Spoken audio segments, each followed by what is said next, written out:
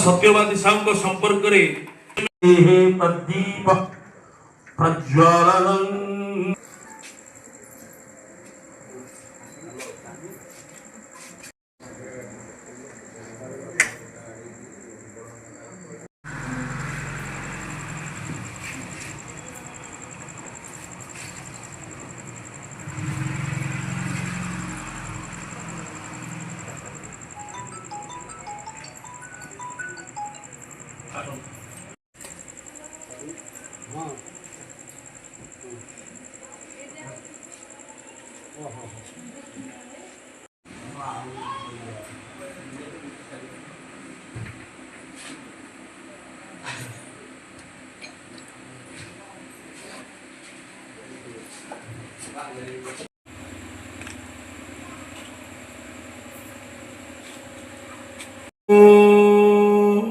ओम शांति बसंत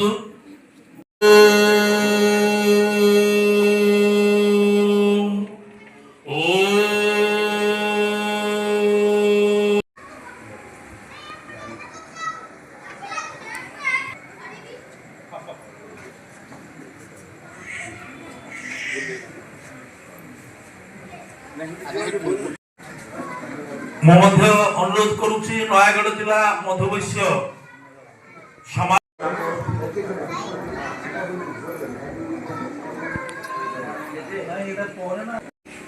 बढ़िया आराम रे फोटो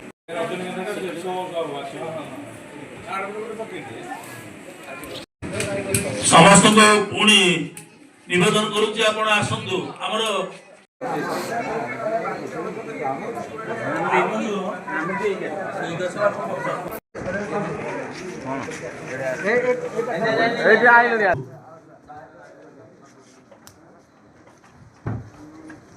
माठेटा ठीक है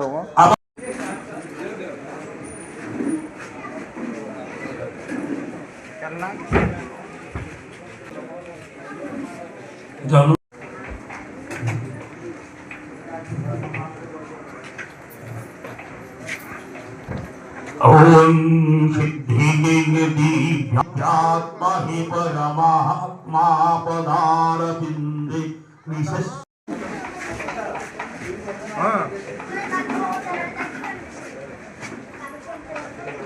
वर्तमान पुष्पांजलि कार्यक्रम परिसमाप्ति घटुछि आउ जे रहिले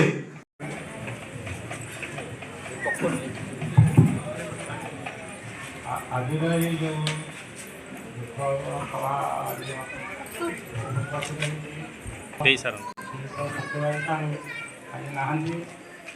समस्त को नमस्कार प्राणीर भलमंद जानी मरण काले कहा जानी मु कौन कह विशेष कह सहमति लोड़ी 10 गोटी पंचायतर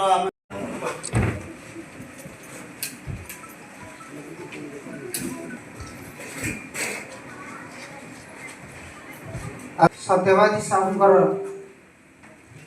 दशह कार्यक्रम आयोजित स्मृतिचारण मो ना है अंतर्जमी साहू गुड़ीपड़ा ग्राम पंचायतर सरपंच आज स्वर्गत सत्यवादी साहूंकर श्रद्धांजलि सभाटी अनुष्ठित होता ये तो निश्चित भाव गोटे दुखद घटना 75 वर्ष बयस होता किंतु 75 वर्ष बयस भाया लगुन सदा मेलापी एवं ए अंचल केमती विकास हम से उपर सदासर्वदा चिंतन एवं आम मानकर से परामर्शदाता हिसाब से थिले तांकर ए देहांत आम मैंने समस्ते प्राय दुखित जोटा कि देहांत मनीष जन्म हो दिने दिन मर कि एभली मरण एभली से आमको छाड़ी चलीजे आम से कस्मिन काले भी भावी पार नु पंचायत अंचल ए अंचल केमती ब्लॉक प्रतिष्ठा हो एठी आम गाँ गहली जो मैंने गरीब लोक अच्छा आदिवासी हरिजन गिरिजन मान जो बास कर ओड गाँ जाकि ब्लॉक दाबी उपस्थापन करने केते जे कष्ट से माने अनुभव करती से कथा को से निज हृदय भितर जानीपारी तेणु प्रथमे ये अंचल समस्त पंचायत बुली बुली सबू लोकंर मतामत नहीं एठी केमती गोटे ब्लॉक प्रतिष्ठा हे तांकर एथिपई ଦୃଢ଼ତାର ସହିତ ପ୍ରତି ସରକାରୀ ସ୍ତରରେ କେମିତି ଦାବିପତ୍ର ପହଞ୍ଚିବ ଏବଂ ସେ କଥା ଯୋଉଟା ସେ କରୁଥିଲେ। ଏବଂ ଆଜି ଗୋଟିଏ ଗୁଡ଼ିପଡ଼ା ସର୍ଦ୍ଦାର ବଲ୍ଲଭ ଭାଇ ପଟେଲ ସ୍କୁଲଟି ଆଜି ଗୋଦାବରୀଶୀ ଆଦର୍ଶ ବିଦ୍ୟାଳୟରେ ପରିଣତ ହୋଇଛି। ଏଇ ଗୋଟିକ ତାଙ୍କର ବି ଦାବି ଥିଲା, ଯାହା ସେ ଆମ ପାଖରେ ନଥିଲେ ମଧ୍ୟ ସେ ଯେଉଁ ସ୍ୱପ୍ନ ଦେଖିଥିଲେ ଗୁଡ଼ିପଡ଼ାରେ ଗୋଟେ ଆଦର୍ଶ ବିଦ୍ୟାଳୟ ହେବ, ତାହା ଆଜି ଆମର ଭିତ୍ତିପ୍ରସ୍ତର ସ୍ଥାପନ ହୋଇଛି। ତେଣୁ ସେ ନିଶ୍ଚିତ ଉପରେ ଥାଇ ତାକୁ ଦେଖିପାରୁଥିବେ। ଏମିତି ବହୁତ କଥା, ବ୍ୟାଙ୍କ କଥା ହେଉ, ଆମର ମେଡ଼ିକାଲ କଥା ହେଉ, ବିଭିନ୍ନ ସମସ୍ୟା ସଦାବେଳେ କିଭଳି ଅଞ୍ଚଳର ଉନ୍ନତି ହେବ ଏବଂ ଲୋକମାନଙ୍କର ଯେଉଁ ଗ୍ରିଭାନ୍ସ ଯଦି ସରପଞ୍ଚ ପାଖରେ ଗୋଟେ କିଏ କହିପାରନ୍ତିନି, ତାହା ମଧ୍ୟ ତାଙ୍କ ପାଖରେ ବି ଜଣାନ୍ତି। ସେ ଆମକୁ ପରାମର୍ଶ ଦିଅନ୍ତି ଏବଂ ତାଙ୍କରି ପରାମର୍ଶରେ ଆମେ ଏ ଅଞ୍ଚଳରେ କାମ କରୁ। ସେ ଯେତିକି ବେଳେ ସର୍ଭିସ୍ କରିଥିଲେ ସେତିକି ବେଳେ ସେ ଆମର ରାଜ୍ୟପାଳ ପୁରସ୍କୃତ ପାଇଥିଲେ।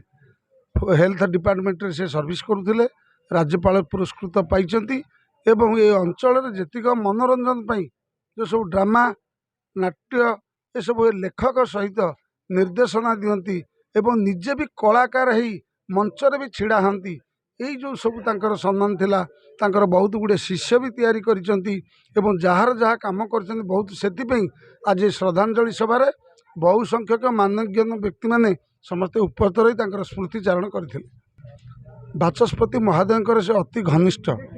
ଷ୍ଟେଟ୍ କାଉନସିଲିଂ ମେମ୍ବରରେ ସେ 3 ଥର ତାଙ୍କୁ ରଖିଛନ୍ତି ରାଜ୍ୟ ବିଜେପି କାର୍ଯ୍ୟାଳୟର ଷ୍ଟେଟ୍ କାଉନସିଲର ମେମ୍ବର ଭାବରେ। ତାଙ୍କ ପ୍ରତି ତାଙ୍କର ଅଗାଢ଼ ବିଶ୍ୱାସ ଥିଲା ଏବଂ ବାଚସ୍ପତିଙ୍କର ମଧ୍ୟ ସେ ପରାମର୍ଶଦାତା ଥିଲେ। ଅପା ଏଇଟା କଲେ ଭଲ ହେବନି, ଆପଣ ଏଇ ଯେଉଁ ଦିଗ୍ଦର୍ଶନ ତାକୁ ସୁରାମ ପାଢ଼ୀ ମାନୁଥିଲେ। ଏବଂ ଯେତିକି ବେଳେ ସେ ନିହତ ଖବର ପାଇଛନ୍ତି, ରାତି 1 ବେଳେ 12ଟା ବେଳେ ତାଙ୍କୁ ଏ ଖବର ଆମେ ଦେଇଛୁ, ସଙ୍ଗେ ସଙ୍ଗେ ସେ ମେସେଜ କରି ତାଙ୍କର ଶୋକ ପ୍ରସ୍ତାବ ଆଗତ କରିଥିଲେ।